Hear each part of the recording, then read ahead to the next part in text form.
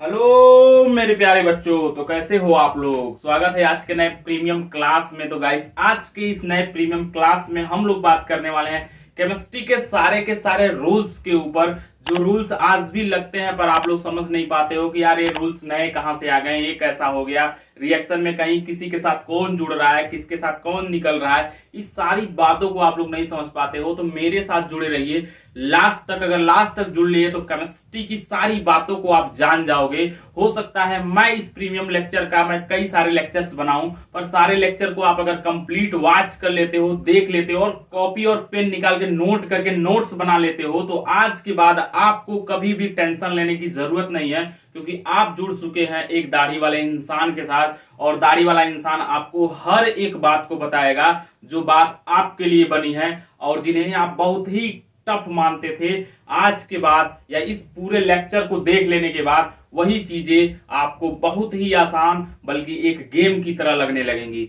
तो चलो शुरू करते हैं। तो एटम सबसे पहला वर्ड है इस केमिस्ट्री का।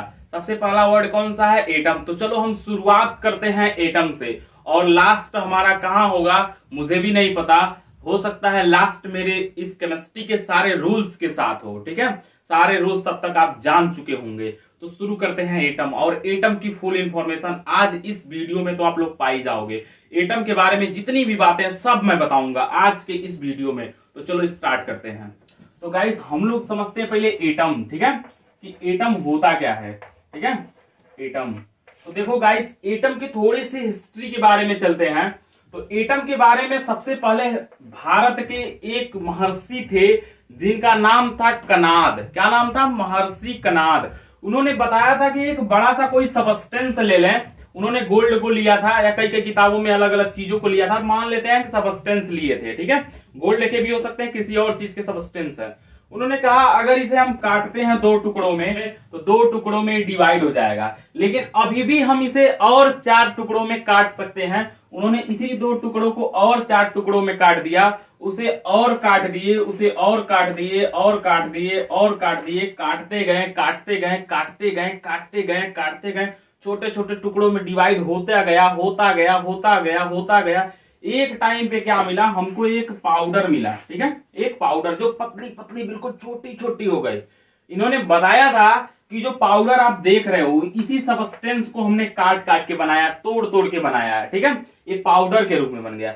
इस पाउडर जो ऐसे, और हम इस पाउडर को अगर काटना चाहें तो अब इस पाउडर के जो छोटे छोटे कण है वह और डिवाइड नहीं हो सकता और नहीं कट सकता। तो जो अब और नहीं कट सकता, तो इस पाउडर का सबसे सबसे छोटा पार्टिकल, मतलब सबसे एक पार्टिकल उसका, इस पाउडर, सारे पाउडर का एक पार्टिकल जो है जिसे हम और काटना चाहें और तोड़ना चाहें, जिसे हम और काटना चाह के भी नहीं काट पा रहे हैं और तोड़ना चाह के भी नहीं तोड़ पा रहे हैं, तो उसे बोलते हैं एटम।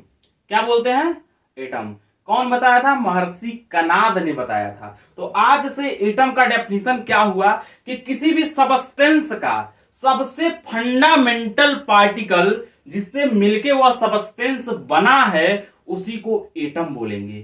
समझ में आया? मेरे साथ एक बार बोलो कि किसी भी सबस्टेंस का सबसे फंडामेंटल पार्टिकल जिससे मिलके वो सबस्टेंस बना है उसी फंडामेंटल पार्टिकल को हम एटम बोलते हैं। आपके दिमाग में एक फंडामेंटल पार्टिकल घर बना चुका होगा कि सर फंडामेंटल पार्टिकल क्या होता है। तो गाइस, फंडामेंटल पार्टिकल मतलब सबसे लेटेस्ट पार्टिकल जिससे मिलके पूरा बना हुआ है। जैसे मेरे सामने अगर एक ईंट है, इस ईंट का एक छोटा सा कण जिससे मिलकर पूरा ईंट बना है, वही उसका फंडामेंटल पार्टिकल कहलाता है। क्या कहलाता है? Fundamental particle.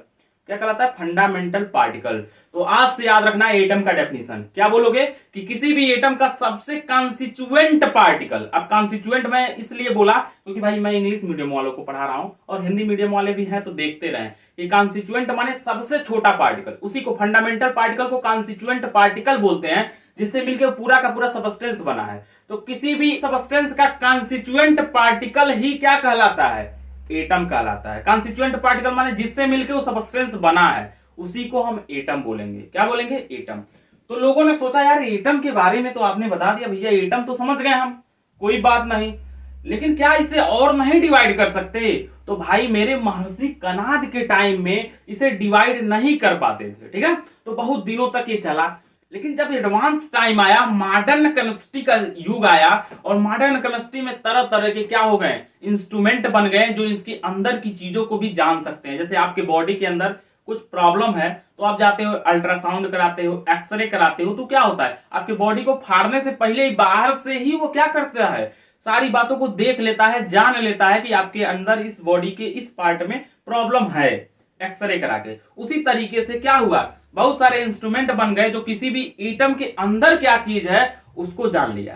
तो लोगों ने सोचा यार, उस टाइम तक जब तक ये इंस्ट्रूमेंट नहीं बने थे तब तक माना जाता था कि एटम ही क्या है, सबसे फंडामेंटल पार्टिकल है। लेकिन क्या हुआ कि जब एडवांस टेक्नोलॉजी बन गई तो लोगों ने चेक किया तो क्या पाया कि मेरे प्यारे मित्रों, कि एटम भी यार किसी न किसी सब एटॉमिक पार्टिकल से मिलकर बना हुआ है।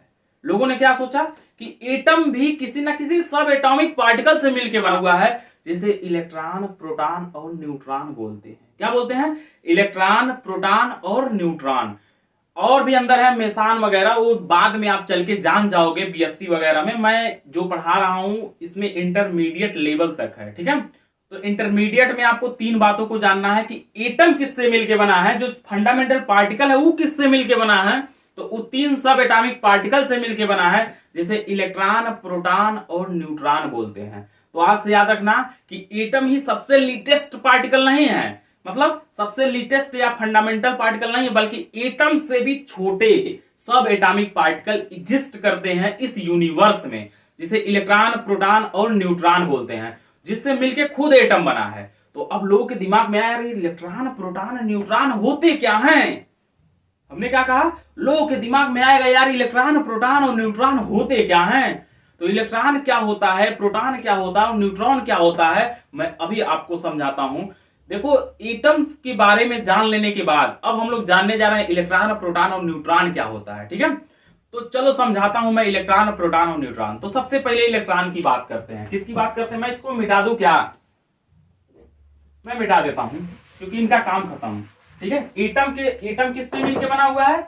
एटम जो है 3 सब एटॉमिक पार्टिकल से मिलके बना है। कितने? 3, ठीक है, 3 सब एटॉमिक पार्टिकल से मिलके बना है, ठीक है। जिसे क्या बोलते हैं? जिसे एक को बोलते हैं इलेक्ट्रॉन। क्या बोलते हैं? इलेक्ट्रॉन।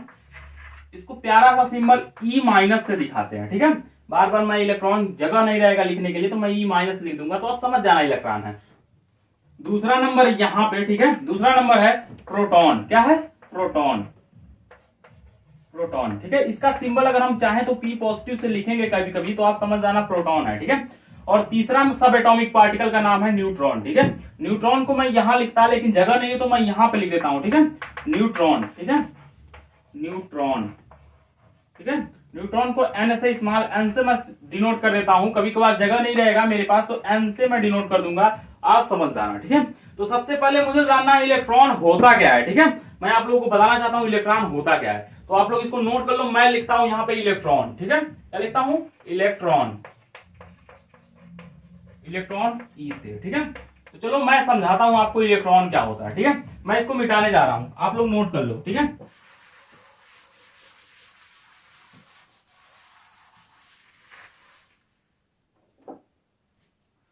तो सुनो, तो मैं मिटा चुका हूं, मैं बताने वाला हूं आप लोगों को इलेक्ट्रॉन, ठीक है। तो इलेक्ट्रॉन किसे कहते हैं? तो देखो गाइस, इलेक्ट्रॉन वह सब एटॉमिक पार्टिकल होता है जिसके ऊपर 1 यूनिट का माइनस चार्ज होता है, नेगेटिव चार्ज होता है, उसे इलेक्ट्रॉन बोलते हैं। क्या बोलते हैं? इलेक्ट्रॉन। एक बार फिर से, इलेक्ट्रॉन वह सब एटॉमिक पार्टिकल होता है जिसके ऊपर 1 यूनिट का माइनस चार्ज होता है, उसे इलेक्ट्रॉन बोलते हैं। दूसरी बात लगे हाथ सुन लो कि इलेक्ट्रॉन के ऊपर जो 1 यूनिट का माइनस चार्ज है उसकी जो वैल्यू है, ठीक है, इलेक्ट्रॉन के ऊपर जो 1 यूनिट का माइनस चार्ज है उसकी जो वैल्यू है वह -1.6 मल्टीप्लाइड बाई 10⁻⁻19 कूलाम्ब होती है। इस बात को भी ध्यान में रखो, ठीक है। तो चलो लिखते हैं इलेक्ट्रॉन का डेफिनेशन, ठीक है। तो इलेक्ट्रॉन आर लिखेंगे हम लोग लिखेंगे हम लोग electron are these subatomic particle which have, ठीक है, which has one unit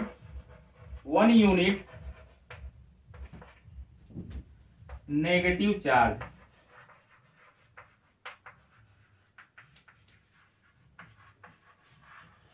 ठीक है।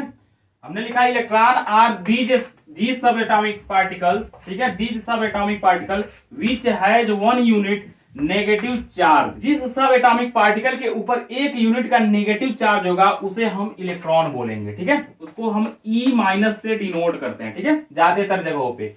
और लिखेंगे द वैल्यू ऑफ, क्या लिखेंगे, द वैल्यू ऑफ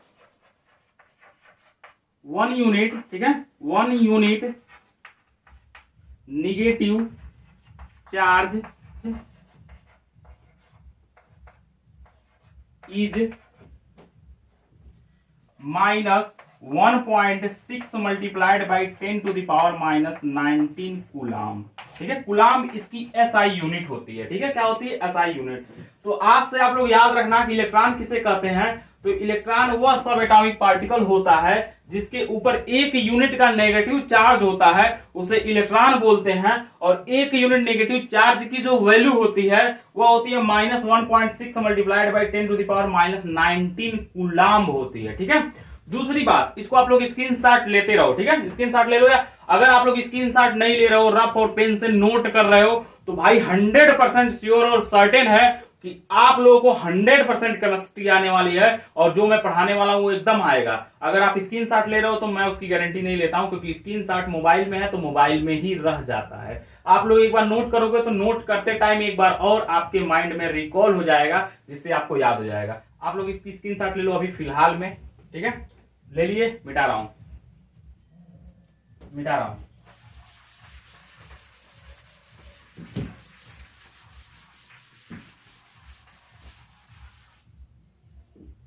तो गाइस अब हम लोग दूसरी बात करते हैं प्रोटॉन के बारे में। किसके बारे में, प्रोटॉन के बारे में, ठीक है। प्रोटॉन पी मैं लिख देता हूं, पी पॉजिटिव सिंबल, ठीक है। अब सुनो, प्रोटॉन क्या होता है। तो प्रोटॉन वह सब एटॉमिक पार्टिकल होता है जिसके ऊपर एक यूनिट का पॉजिटिव चार्ज होता है, उसे प्रोटॉन बोलते हैं। क्या बोलते हैं, प्रोटॉन। हूबहू बिल्कुल इलेक्ट्रॉन के जैसा है, सिर्फ इसमें चार्ज पॉजिटिव कर दो, प्रोटॉन बन गया। प्रोटॉन किसको बोलेंगे, तो प्रोटॉन वह सब एटॉमिक पार्टिकल है, मेरे साथ सब लोग बोलो कि प्रोटॉन वह सब एटॉमिक पार्टिकल है जिसके ऊपर एक यूनिट का पॉजिटिव चार्ज होता है, उसे प्रोटॉन बोलते हैं। क्या बोलते हैं, प्रोटॉन। और एक यूनिट पॉजिटिव चार्ज की जो वैल्यू होती है वह इसके आगे से जो इलेक्ट्रॉन की वैल्यू बताया हो ना उसमें माइनस खत्म कर दो, ठीक है। 1.6 multiplied by 10 to the power minus 19 coulomb होती है। कितनी होती है, 1.6 multiplied by 10 to the power minus 19 coulomb होती है, ठीक है। तो समझ में आया प्रोटॉन क्या होता है, कि प्रोटॉन वह सब एटॉमिक पार्टिकल होता है, ठीक है, जिसके ऊपर एक यूनिट का पॉजिटिव चार्ज होता है, उसे बोलते हैं प्रोटॉन। तो लिखते हैं, ठीक है, कि प्रोटॉन, ठीक है, प्रोटॉन की डेफिनेशन लिखते हैं कि proton are these subatomic particle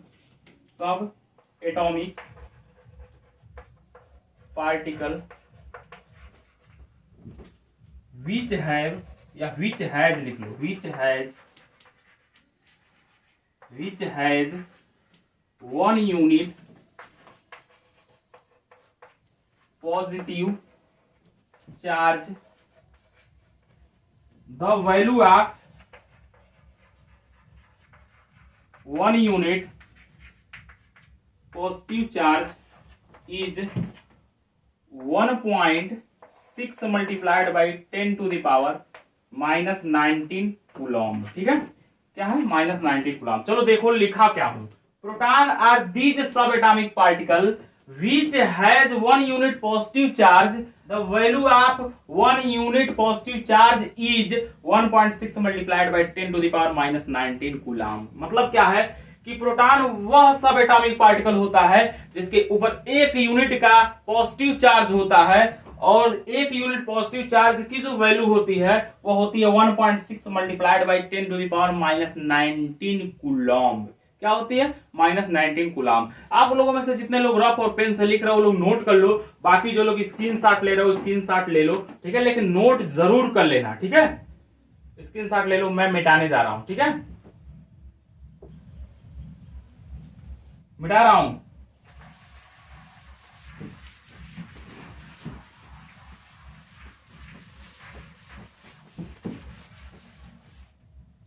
अब लास्ट सब एटॉमिक की बात कर लेते हैं, न्यूट्रॉन, ठीक है, क्या? न्यूट्रॉन, ठीक ना। न्यूट्रॉन को हम लोग स्मॉल एन से डिनोट कर सकते हैं, ठीक है। अब न्यूट्रॉन क्या होता है? तो न्यूट्रॉन वह सब एटॉमिक पार्टिकल होता है जिसके ऊपर कोई चार्ज नहीं होता, ना ही नेगेटिव चार्ज ना ही पॉजिटिव चार्ज, उसे न्यूट्रॉन बोलते हैं। एक बार फिर से, न्यूट्रॉन क्या होता है? तो न्यूट्रॉन वह सब एटॉमिक पार्टिकल होता है जिसके ऊपर कोई चार्ज नहीं होता, उसे न्यूट्रॉन बोलते हैं। क्या बोलते हैं? न्यूट्रॉन। अब देखो मेरे भाई, जिसके ऊपर चार्ज नहीं तो वैल्यू नहीं, तो न्यूट्रॉन के ऊपर जब कोई चार्ज नहीं तो कोई वैल्यू नहीं, न्यूट्रॉन के अलग से कोई वैल्यू नहीं होता। न्यूट्रॉन को न्यूट्रल बोलते हैं। न्यूट्रल बोले तो कोई चार्ज नहीं, जब कोई चार्ज नहीं तो कोई अट्रैक्शन नहीं, कोई रिपल्सन नहीं। आप लोगों को पता होगा कि पॉजिटिव चार्ज और पॉजिटिव चार्ज एक दूसरे को रिपेल करते हैं, नेगेटिव चार्ज एक दूसरे को रिपेल करते हैं, पॉजिटिव चार्ज और नेगेटिव चार्ज एक दूसरे को अट्रैक्ट करते हैं, नेगेटिव चार्ज पॉजिटिव चार्ज एक दूसरे को अट्रैक्ट करते हैं। It means like charges always repel to each other but unlike charges is always attract to each other. और देखो मेरे भाई, जब न्यूट्रॉन के ऊपर कोई चार्ज ही नहीं है तो no attraction no repulsion, only neutral, ठीक है। न्यूट्रॉन का डेफिनेशन कैसे लिखेंगे? तो neutron are these subatomic particle which has no charge, it is neutral, it is neutral, इसी को बोलते हैं न्यूट्रॉन। अब देखो मेरे भाई, आप लोगों को डाउट बहुत ज्यादा आ रहा होगा कि यार न्यूट्रॉन को कैसे याद रखें। देखो पहली बात तो आपको बता दूं कि इलेक्ट्रॉन की डिस्कवरी किसने की थी, मतलब इलेक्ट्रॉन तो आप जान लिए क्या होता है, इलेक्ट्रॉन की डिस्कवरी किसने की थी? तो इलेक्ट्रॉन की डिस्कवरी जे थॉमसन ने किया था। क्या कौन किया था? J Thomson. कौन किया था? J Thomson. और प्रोटॉन की डिस्कवरी ई गोल्डस्टीन। कौन किया था? ई गोल्डस्टीन। और न्यूट्रॉन की डिस्कवरी जेम्स चैडविक। कौन किया था? James Chadwick. तो आपको याद करने की कोई झंझट नहीं है, मैं आपको एक शॉर्ट ट्रिक बताता हूं जिससे आप तीनों को याद कर सकते हो, ठीक है। मैं बोला मैं एक शॉर्ट ट्रिक बताता हूं जिससे आप तीनों को याद कर सकते हो, ठीक है। शॉर्ट ट्रिक क्या है? लिखेंगे हम लोग ईटा, ठीक है, ईटा पग नाच उनके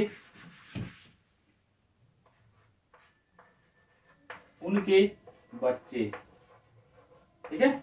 ईटा पग नाच उनके बच्चे। अब समझाता हूं। ई से होता है इलेक्ट्रॉन। क्या होता है? इलेक्ट्रॉन।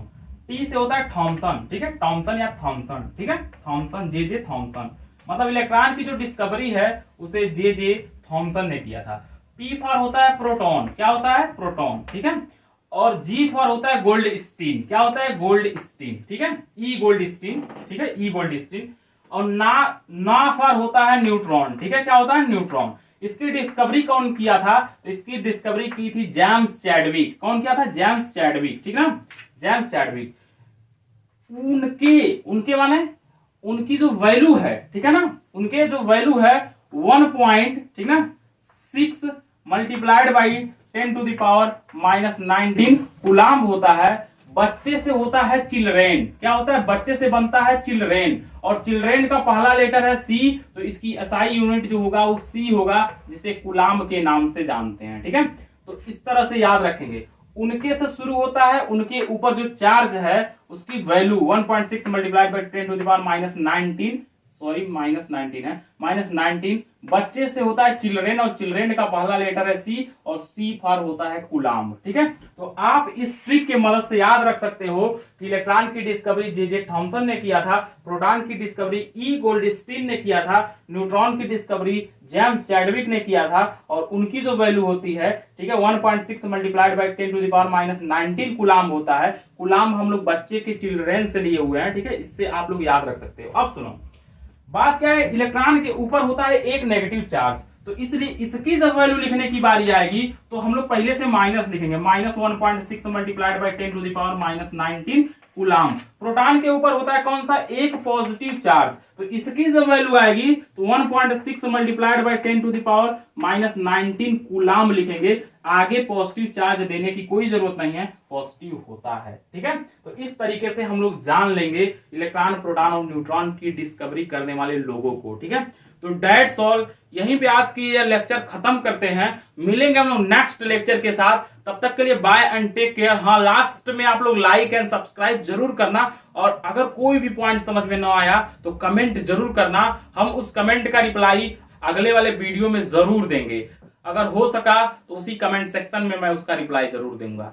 तब तक के लिए बाय एंड टेक केयर। और आप लोग सारे लोग यहाँ पे जुड़े हमारे साथ, उसके लिए मैं दिल से आप लोगों को धन्यवाद करता हूँ, थैंक यू बोलता हूँ। आप लोग इसी तरीके से अपना सपोर्ट हमारे ऊपर बनाए रखें, और इसके लिए बहुत बहुत धन्यवाद। आप सारे लोग हमारे साथ जुड़े रहें अंत तक। Okay, bye.